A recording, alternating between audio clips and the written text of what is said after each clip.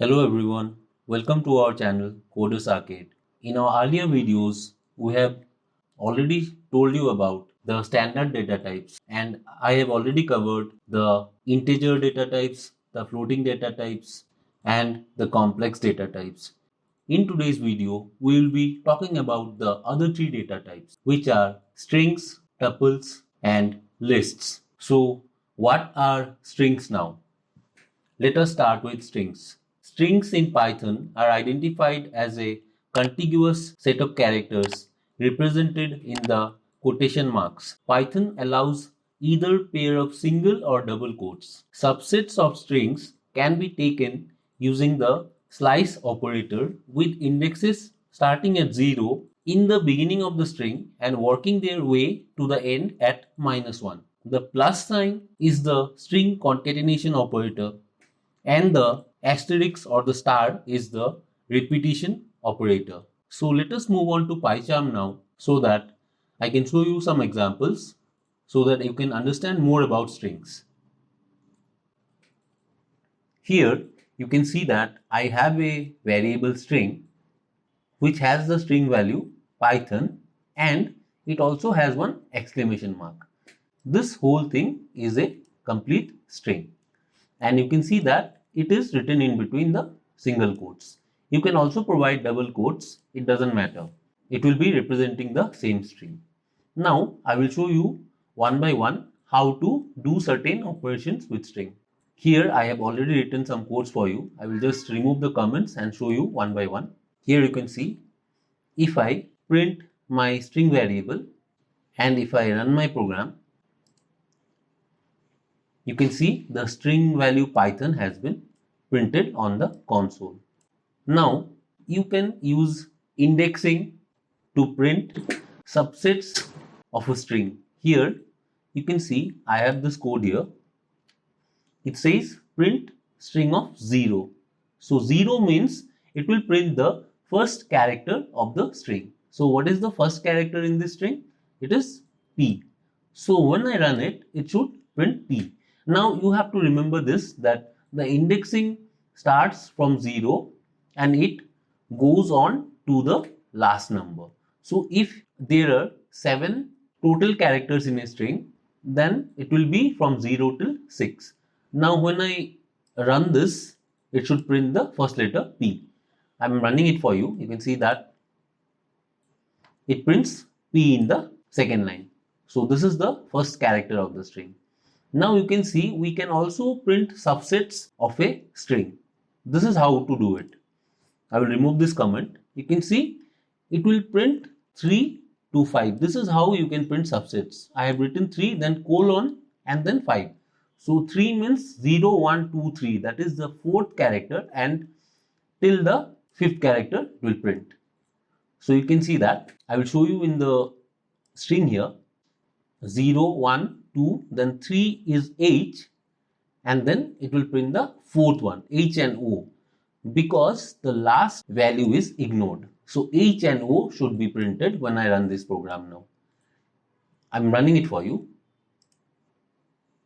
Now you can see we have here H and O. So this is how you can print subsets. And if you just don't provide any final value, then what will happen is from the fourth index till the last will be printed. This is what I have done in the next code. Here I will remove this. You can see that 0, 1, 2, that is the third character till the last character will be printed in this line of code. I am running it for you.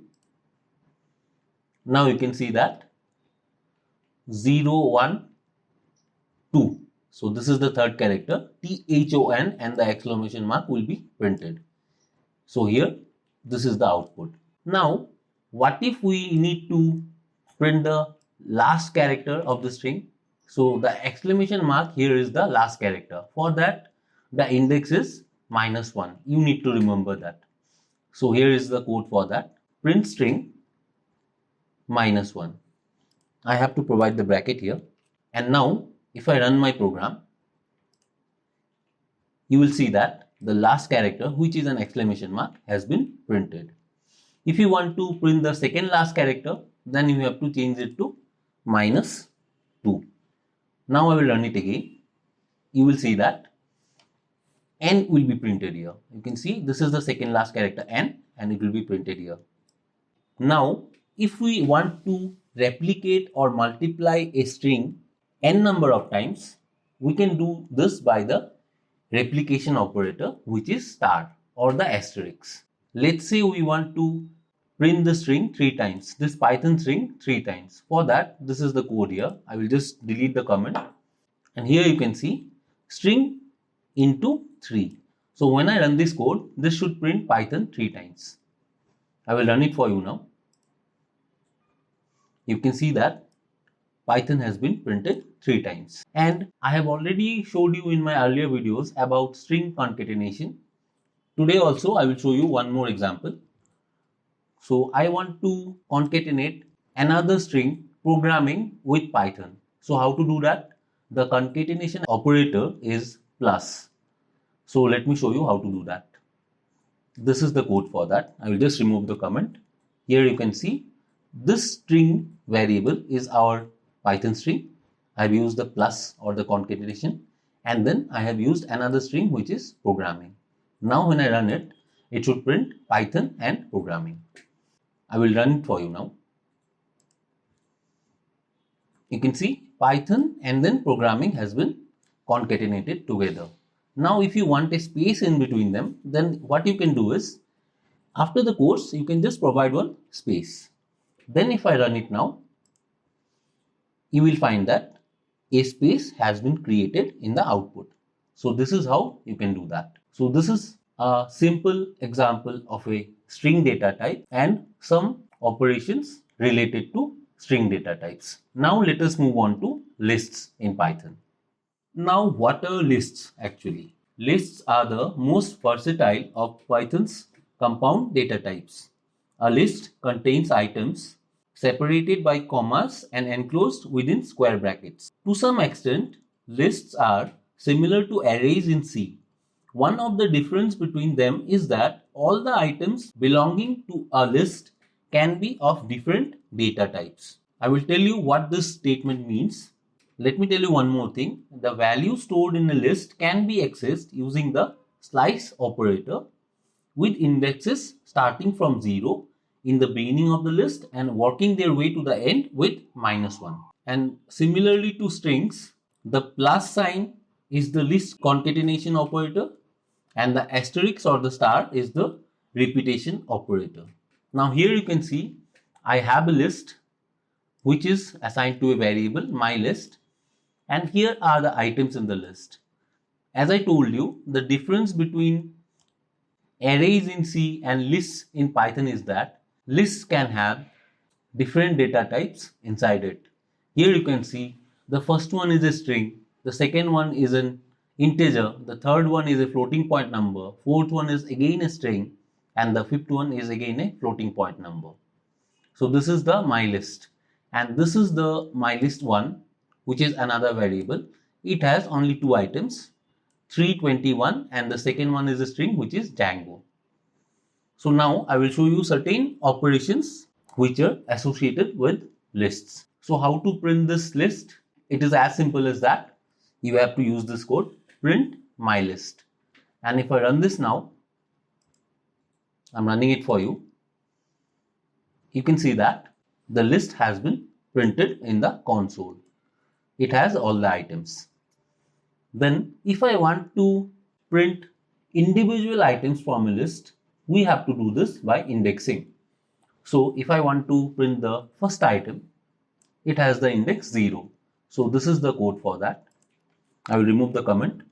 You can see print my list, and under square brackets you have to use the index which is 0. I will run it now for you. Now you can see that the first item, which is a string character A, has been printed in the console. Now to print slices or to print more than one item of a list, we have to use indexing with colon. So suppose I want to print the second and the third item, then I have to use this code. You can see that the second item will have the index 1 and the third item will have the index 2. But For that, we have to use from 1 till 3. That's why this is the code for it. 1:3. Now when I run this, then it should print 169 and 3.14. Let me show you by running it. I will run it for you now. You can see that it is actually a sublist which is a product of the operation that I did here. I printed my list 1:3. That's why I'm getting a separate list which has two items, which is 169 and 3.14. You can see here. And after that, if you want another list which will have the items from 3 to the last, then what you can do is you can take the index of this item, which is 2, and then after the colon you can leave it blank. So it will print all the items starting from the third item.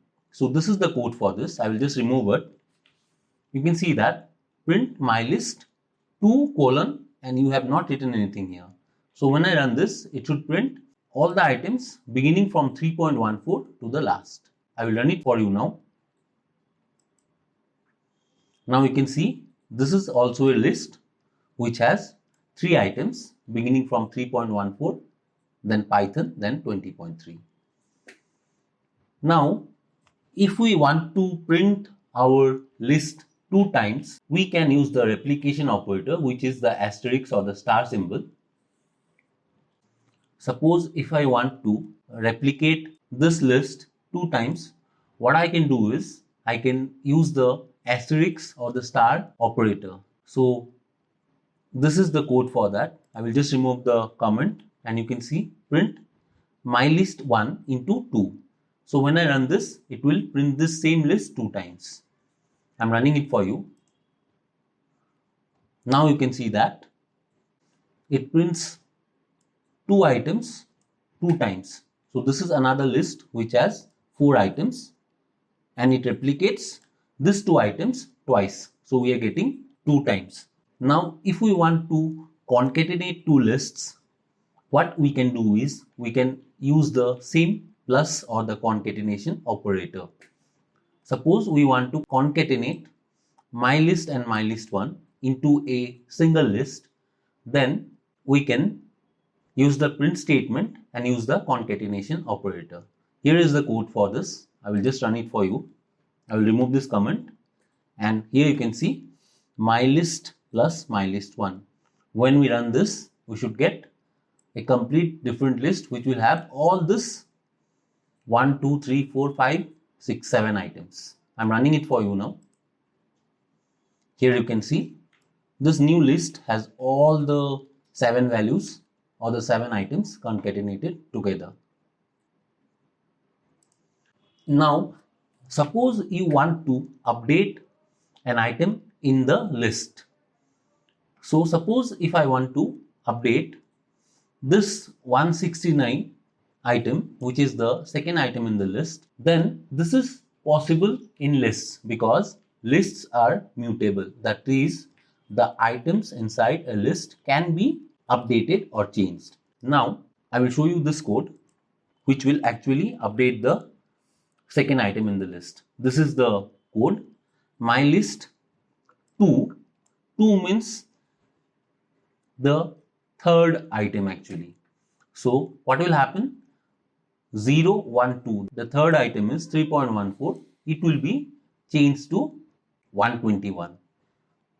Now when I print my list and run my program, you will be able to see that the list will be changed. The third item, which is 3.14, will be changed to 121. Let me run this for you. See here, you can see that the third item has been changed. So these are certain operations related to lists. Now let us move on to the other data type, which is tuples. So what are tuples now? A tuple is another sequence data type that is similar to the list. A tuple consists of a number of values separated by commas.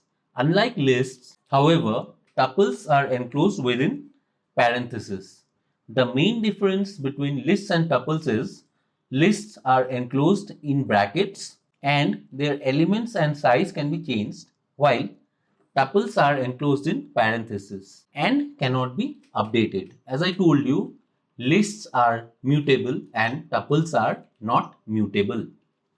So, in that way, tuples can be thought of as read-only lists.